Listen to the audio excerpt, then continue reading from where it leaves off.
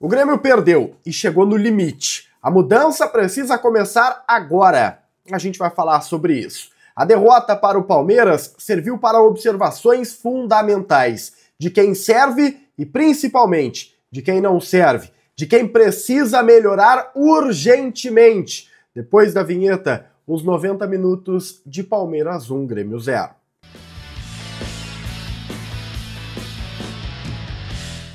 Salve galera, tudo certo com vocês? Chegando aqui no A Dupla para destacarmos o Grêmio. Eu sou o Matheus Dávila e nós vamos juntos para falarmos sobre Palmeiras 1, Grêmio 0, mas antes deixa o like, compartilha o vídeo, te inscreve no canal, ativa as notificações e vem fazer parte do A Dupla.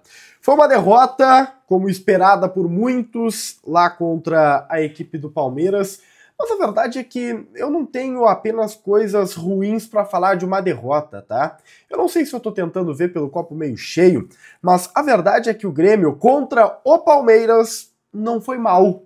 O Grêmio, evidentemente, que sofreu, apresentou problemas, existem jogadores que a gente olha e diz, cara, esse aqui não vai render no time titular. Não tem por que o Mano Menezes insistir.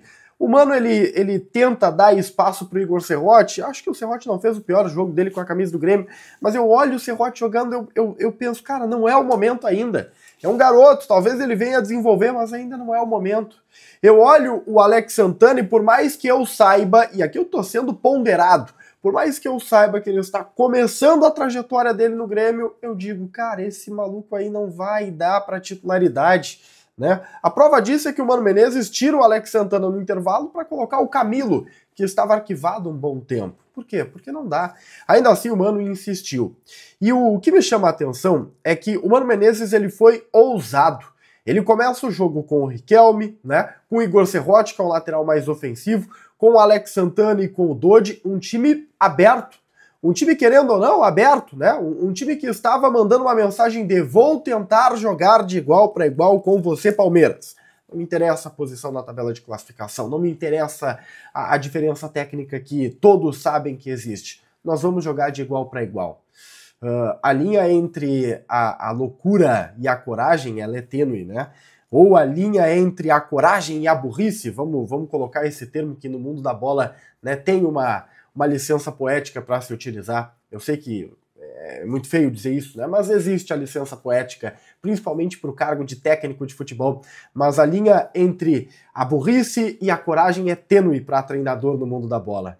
Se o Mano Menezes tivesse tomado 3-0 hoje para a equipe do Palmeiras, muitos estariam dizendo, é burro, tá repetindo aquilo que fez contra o Cruzeiro, um time aberto, ele mesmo falou que não dá para fazer. Mas ele foi lá e repetiu, não fechou o time, quis jogar de igual para igual, demonstrou coragem. Se tivesse vencido o jogo, estaríamos dizendo que o Mano é um técnico corajoso, de um grande trabalho, quem sabe dando um boom para uma arrancada no Grêmio.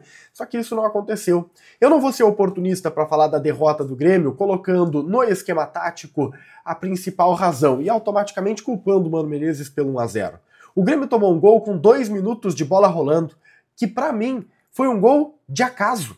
O Grêmio não mereceu perder esse jogo contra o Palmeiras, tá? Não tô dizendo que o Grêmio mereceu vencer, mas o Grêmio teve uma postura contra o Palmeiras, o forte Palmeiras, que me interessou demais. O Grêmio quis jogar, e alguns jogadores demonstraram que estão em condições de jogar esse futebol. O Riquelme, por exemplo, ele tem a segunda oportunidade seguida e de novo um desempenho legal. Era um jogo encardido. É óbvio que ele não teve destaque, mas num jogo encardido, ele conseguiu aparecer, ele não se intimidou, ele foi pro jogo e fez enfrentamentos. O Riquelme é uma boa notícia. O Dodi segue sendo um dos melhores jogadores do Grêmio. O Dodi é uma válvula de escape, é o cara que fecha espaço, que marca, que tenta puxar o contra-ataque. Esse cara serve, esse cara é titular. A gente precisa olhar o Pavon. O segundo tempo do Pavon foi apagado, ele até acaba sendo substituído, né, aos 23 minutos do segundo tempo. Mas o primeiro tempo do Pavon foi bom. Ele poderia ter empatado o jogo, tem um erro ali, né, mas há um erro realmente ou tem o mérito do Everton? Foi uma baita defesa. Eu não vou aqui culpar exclusivamente o Pavon. A ideia do Mano Menezes de tirar o Alisson e colocar o Pavon, para mim se justifica de duas formas. Primeiro, uma tentativa de fechar o espaço de campo ali, já que ele jogaria com o Igor Serrote, né? Colocou um ponta mais marcador porque ali passava o Piquerez, que é uma peça muito forte da equipe do Palmeiras. Não é natural fazer isso. E o segundo ponto é que o Pavon tem merecido. O Pavão tem jogado mais que o Alisson nas oportunidades que recebe. A fase do Pavão é boa. E no período pós-mundial, o Pavão é um dos melhores jogadores do Grêmio. Tem muita gente que não vai gostar de ouvir isso, mas o fato é esse. O campo diz o Pavão tem tido bons desempenhos e a titularidade dele hoje não foi loucura. Ainda assim, tá? Voltando pro jogo, o resultado ele é injusto porque o Grêmio teve controle. Aqueles 3 primeiros minutos, na verdade, onde o Palmeiras colocou a bola no chão e fez 1-0, não representam o que foi o jogo. O Grêmio conseguiu ter alternativas, algumas escapadas, né? Falta o brilhantismo individual em algumas ocasiões, mas coletivamente eu gostei da resposta do time. Individualmente, repito, tem jogadores que ficam abaixo. O Alex Santana, ele tinha uma missão no primeiro tempo de articulação, né, de domínio do meio-campo e ele não consegue fazer. Isso pesa, isso desgasta o time. O Bright White é um centroavante que tem cada vez mais me decepcionado. Aliás, o Bright White é uma relação custo-benefício muito duvidosa, porque ele é um jogador caro, eu sei que ele é um líder de vestiário, tecnicamente ele é muito bom, mas ele tá rendendo pouco pro time. E o que interessa hoje é quanto ele ganha e o que ele entrega. E essa é a relação custo-benefício que eu cito. Se ele é um dos maiores salários do elenco do Grêmio e recebe um salário de cara que resolve jogo, ele precisa resolver jogo. Ele não pode ser só uma peça dentro de um esquema, de um conjunto que tenta junto abraçar. Não. O Bright White ele precisa ter um brilhantismo individual. Cada vez mais o conceito de um Bright White fora da área tá me pegando, tá? Eu defendo isso há um bom tempo, acho que o Bright White não é centroavante. Coloca aí, contratou o Vini da Pose, o Carlos Vinícius, coloca ele no ataque e bota o Bright White junto. Roger Guedes vai ser contratado? Cara, arranja aí um esquema, coloca o Roger Guedes com o Bright White então e vê se o casamento fecha. Não sei. Mas o Bright White ser a peça única do ataque não tá servindo. Não tá servindo realmente. O Grêmio teve a possibilidade de empatar, não em uma oportunidade apenas, né? O Grêmio não teve uma possibilidade apenas de empate, que foi essa do Pavão. O Grêmio teve outras escapadas. E para mim fica claro que o resultado ele não é justo, porque o jogo termina com uma chance clara de gol do Grêmio. Um contra-ataque, cruzamento do Bright White, que o Jardiel não chega, o Edenilson também não chega, e, enfim, fica aquele gosto amargo de uma derrota que acontece. De uma derrota que se confirma, mas que o resultado poderia ser diferente. Mesmo que essa derrota já fosse esperada, porque o Grêmio encarava a equipe do Palmeiras. Agora, é importante dizermos aqui, chega.